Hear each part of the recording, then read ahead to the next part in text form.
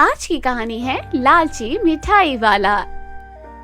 दीनपुर गांव में सोहन नाम का एक हलवाई रहता था। वह खूब बढ़िया और स्वादिष्ट मिठाइयाँ बनाने के लिए जाना जाता था। इसी वजह से उसकी दुकान पूरे गांव में मशहूर थी। पूरा गांव उसकी दुकान से मिठाइयाँ खरीदता था। वह और उसकी पत्नी मिलकर शुद्ध देसी घी की मिठाई बनाते थे। इससे मिठाइयाँ काफी अच्छी और स्वादिष्ट बनती थी। हर रोज शाम होते ही उसकी सारी मिठाइयाँ बिक जाती थी और वह अच्छा मुनाफा भी कमा लेता था।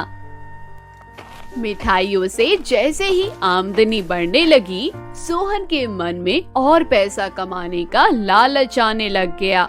अपने इसी लालच के चलते उसे एक तरकीब सूझी। वह शहर गया और वहाँ से 2 चुंबक के टुकड़े लेकर आ गया।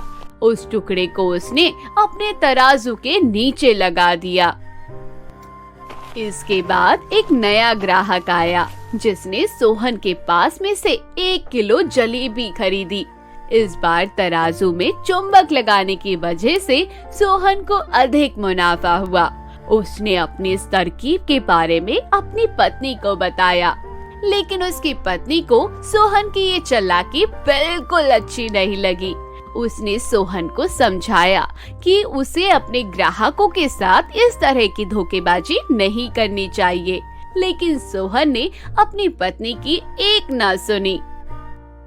वो हर रोज तराजू के नीचे चुंबक लगाकर अपने ग्राहकों को धोखा देने लगा। इससे उसका मुनाफा बढ़कर कई गुना अधिक हो गया।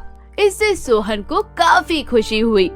एक दिन सोहन की दुकान पर रवि नाम का एक नया लड़का आया। उसने सोहन से 2 किलो जलेबी खरीदी। सोहन ने इसे भी चुंबक लगाकर तराजू में तोलकर उसे जलेबी दे दी। रवि ने जैसे ही जलेबी उठाई, उसे लगा जलेबी का वजन 2 किलो से कम है। उसने अपना शक दूर करने के लिए सोहन से दोबारा जलेबी तोलने को कहा। रवि की बात सुनकर सोहन चिढ़ गया। उसने कहा, मेरे पास इतना फालतू टाइम नहीं है कि मैं बार बार तुम्हारी जलेबी ही तोलता रहूं। इतना कहकर उसने रवि को वहां से जाने के लिए कह दिया। रवि मिठाई वाले की बात सुनने के बाद वहां से चला गया। वह एक दूसरी दुकान पर गया और वहां बैठे मिठाई वाले से अपनी जलेबी तोलने को कहा। जब दूसरे दुकानदार ने जलेबी तोली तो जलेबी सिर्फ 1.5 किलो ही निकली। अब उसका शक यकीन में बदल गया था। उसे पता चल गया था कि सोहन मिठाई वाला तराजू में कुछ गड़बड़ करता है। अब उसने तराजू की गड़बड़ को सबके सामने लाने का फैसला किया और नया तराजू उसको खरीद कर दे दिया। वह वहां जाकर सोहन को बोलता कि आज से तुम इसी तराजू में मिठाई तोलोगे।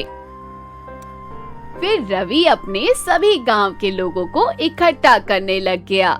जैसे ही लोगों की थोड़ी भीड़ बढ़ने लगी तो उसने गांव के लोगों को कहा, आज मैं आप सभी को जादू दिखाऊंगा। ये जादू देखने के लिए बस आप लोग सोहन की दुकान से मिठाई खरीदना और सामान एक बार इस तराजू में तोलना।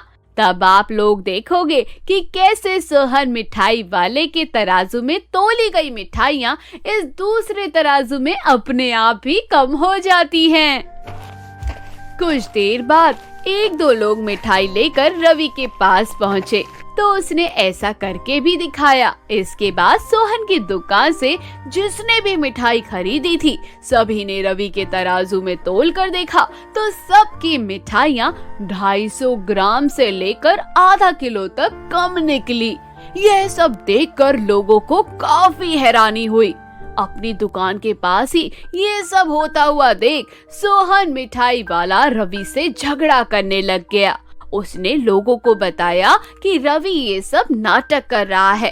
अपनी बात को सही साबित करने के लिए रवि सीधा ही सोहन मिठाई वाले के तराजू को लेकर आया और तराजू में लगा चुंबक निकालकर सबको दिखाने लगा। यह देखकर गांव वालों को बहुत गुस्सा आया। सबने मिलकर उस लालची मिठाई वाले की खूब पिटाई करी। अब उस लालची मिठाई वाले को अपनी गलती का पछतावा हो रहा था।